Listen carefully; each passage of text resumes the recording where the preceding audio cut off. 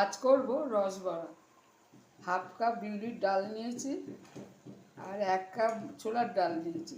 দুটো সারা রাত্রি ভিজিয়ে রেখেছিলাম, সেটা তুলে আমি খুব ভালো করে পেস্ট করে নিয়েছি। এটাকে খুব ভালো করে আগে ফেটিয়ে নিয়েছি, তারপরে অল্প নুন দিয়েছি। রসবড়ার জন্য বড় কাপের 1 কাপ চিনি নিয়েছি। চিনিতে জল দিয়ে আগে রস তৈরি করছি। ওতে দুটো ছোট এলাচ ফেলে দিয়েছি, তাহলে রসটাতে খুব ভালো একটা সুগন্ধ বেরোবে। কড়াইতে সাদা তেল নিয়েছি, তেলটাকে খুব ভালোভাবে গরম করে নিচ্ছি। নিয়ে আঁচটাকে কমিয়ে দিলাম, দিয়ে এটাকে আবার ছোট ছোট বড়ার আকারে তৈরি করব।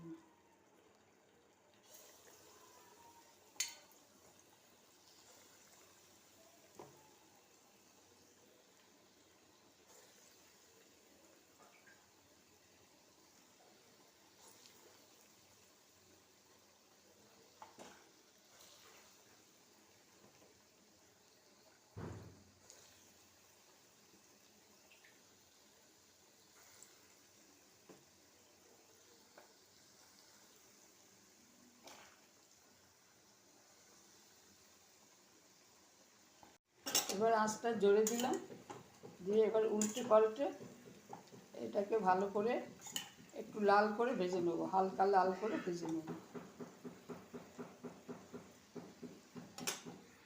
আমার ভাজা হয়ে গেছে, এবার রসটা ফুটছে, এবার এতে দিয়ে দিলাম। কম আঁচ করে রসটাকে আমি রেখেছি, এবার এটাকে আমি দিয়ে দিলাম। এবার রসেতে 4 ঘন্টা ডুবিয়ে রাখবো, যতক্ষণ না ভেতরে রস যাচ্ছে। একদম পান্তুয়ার মতো খেতে হয়েছে। 4 ঘন্টা রাখার পর রস একদম পুরো রস টেনে নিয়েছে বড়াতে।